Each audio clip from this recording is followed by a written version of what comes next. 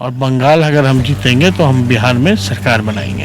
अब जब सरकार बनती है तो सारी बातें बताने की ज़रूरत नहीं होती है कैसे बनेगी। बंगाल के चुनाव परिणाम के बाद जो है खेला होगा। तेजस्वी यादव जी को दिवा स्वप्न देखने की आदत है। मुंगेरी लाल के हसीन सपने देखना उनके और उनकी पार्टी के नेताओं की आदत में शुमार है।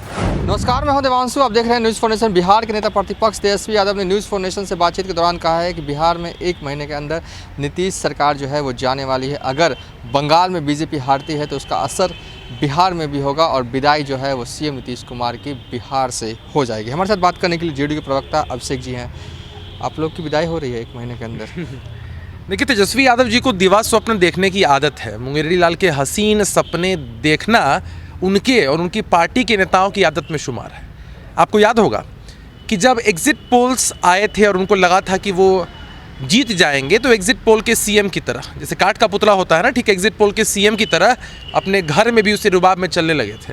लेकिन जब नतीजे सामने आए थे तो छंद से जो टूटे कोई सपना, इस फीलिंग के साथ ये लोग हताशा के शिकार हो गए। शपथ ग्रहण समारोह तक में नहीं आए। और अब इनके नेता क्या करते हैं? बातें करते रहते हैं। दिवाली के बाद सरकार गिरेगी, छठ के बाद सरकार गिरेगी, होली के बाद सरकार गिरेगी। अब होली भी बीत गई तो कह रहे हैं कि बंगाल चुनाव के बाद सरकार गिरेगी। तो आप एक काम करिए, खुशफहमी में रहिए लेकिन गलत फहमी में मत रहिए। बिहार की जनता ने आदरणीय नीतीश कुमार जी के चेहरे पर एनडीए को मैंडेट दिया है। तो बड़ी मजबूती के साथ बिहार के अंदर एनडीए की सरकार बिहार के विकास के लिए काम कर रही है। नहीं, अब तक जो है वो आरजेडी की प्रवक्ता ये दावा करते रहे, लेकिन ये पहली बार है कि तेजस्वी यादव ये कह रहे हैं कि 1 महीने के अंदर। तो बात तो होगी कहीं ना कहीं, इंटरनल प्लानिंग उन लोगों की चल रही होगी। नहीं समझे उसके पीछे का लॉजिक?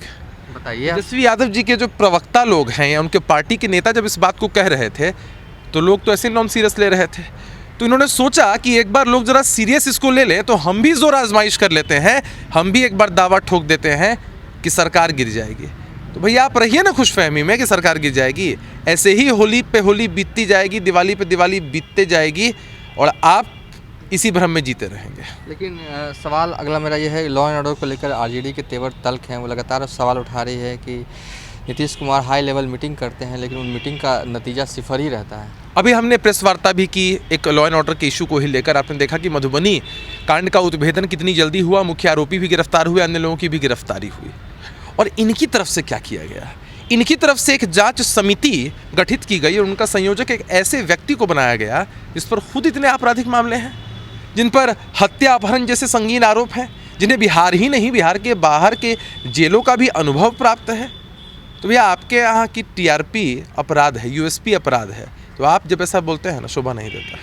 चलिए, ये थे जेडीयू के प्रवक्ता अभिषेक झा। फिलहाल अभी तक के लिए इतना ही। आप देखते रहिए न्यूज़ फॉर नेशन।